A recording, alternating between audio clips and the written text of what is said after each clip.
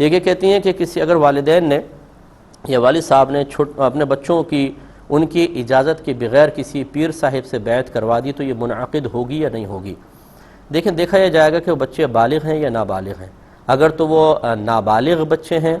یہ پہلی بات تو یہ، تو پھر باپ ان کی بیعت خود کروا سکتا ہے۔ لیکن پھر دوسری چیز یہ بھی دیکھیں گے کس سے بیعت کروائی ہے۔ اگر وہ پیر جامع شرائط نہیں ہے، یعنی جو کامل پیر کی شرطیں ہیں، نمبر ایک وہ صحیح العقیدہ ہو اور عقائد پر مطلع ہو بما دلائل، اچھی طریقے سے پورے عقائد اسلامیہ جانتا ہو،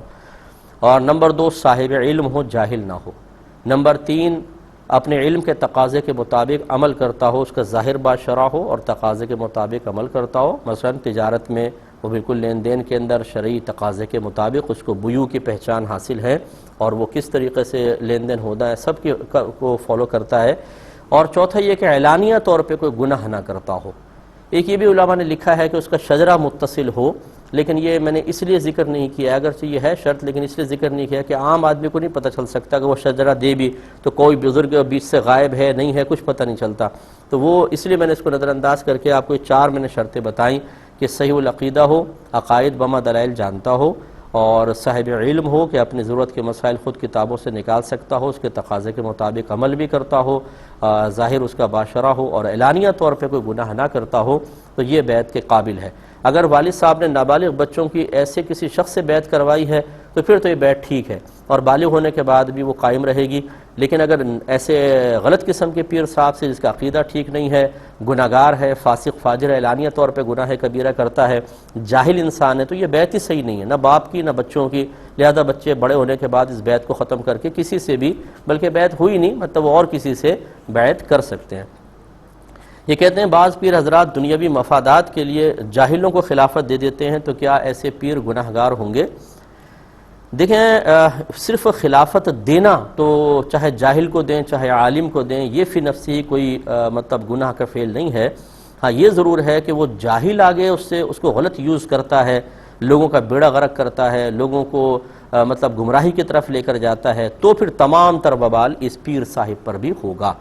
اور میں بڑی معذرت کے ساتھ یہ جملہ عرض کر رہا ہوں، کوئی ناراض نہ ہو، کہ خود طریقت والے بسا اوقات اصول طریقت کا خون کر رہے ہوتے ہیں۔ خلافت کا مطلب یہ ہوتا ہے کہ آپ اس کو اپنا نائب بنا رہے ہیں، اور نائب بنانے کا مطلب یہ ہے کہ آپ یہ کہہ رہے ہیں، اس کو اجازت دے رہے ہیں کہ اب آپ دوسرے لوگوں کو بیعت کر کے اور ان کو اللہ تعالیٰ سے ملائیں۔ تو جس شخص میں خود قابل صلاحیت نہیں ہے، وہ اللہ سے ملا ہوا خود نہیں ہے، وہ اللہ کی نافرمانی کرتا ہے، وہ رسول کی باتوں کو نظر انداز کر کے پس پش پھینک رہا ہے، آپ اس کو کہہ رہے ہیں کہ تم دوسروں کو اپنے دامن بیعت میں لے لو اور ان کو اللہ سے ملاؤ، اب خود سوچیے کیسے ہو سکتا ہے؟ تو اس لیے مطلب خلافت کا حقدار حقیقتاً وہی ہو سکتا ہے کہ جو صحیح العقیدہ عقائد پر مطلع ہو، بما دلائل جانتا ہو، جیسے میں نے بھی عرض کیا ہے، اور عالم ہو اور اپنے علم کے تقاضے کے مطابق عمل بھی کرے۔ اور یہاں میں ایک بڑی معذرت کے ساتھ ایک جملہ مزید کہہ دیتا ہوں، ناراض نہ ہوئیے گا، کہ بعض نعت خوان حضرات ایسے ہوتے ہیں کہ جو صاحب علم نہیں ہوتے ہیں، بعض ماشاءاللہ ہوتے ہیں لیکن بعض صاحب علم نہیں ہوتے ہیں، تو صرف اس کی نعت خوانی کی وجہ سے اس کو سمجھنا کہ یہ قابل بیعت ہو گیا یا خلافت کے قابل ہو گئے ہیں، یہ بھی صحیح نہیں ہے۔ ان کے اندر وہ وصف ہونا چاہیے جو کامل پیر کی شرائط موجود ہے، پھر اس کے بعد ان کو خلافت دیں تو کوئی حرج نہیں ہے۔ لیکن یہ نہیں ہے کہ کوئی نعت خوان بن گیا ہے تو اور ہے بالکل جاہل، اور وہ کہے کہ جی اب میں اس قابل ہو گیا ہوں کہ میں لوگوں کی رہنمائی کروں، یہ نہیں ہو سکتا ہے۔ انہیں بھی چاہیے کہ وہ پہلے اپنے اندر وہ اوصاف پیدا کریں، ورنہ نعت خوانی کریں، ٹھیک ہے، نعت سنائیں، لوگوں میں ان کے قلوب میں عشق پیدا کریں، لیکن وہ اس قابل نہیں ہے کہ وہ لوگوں کو بیعت کروائیں، اس لیے کہ وہ خود ابھی اس قابل نہیں ہے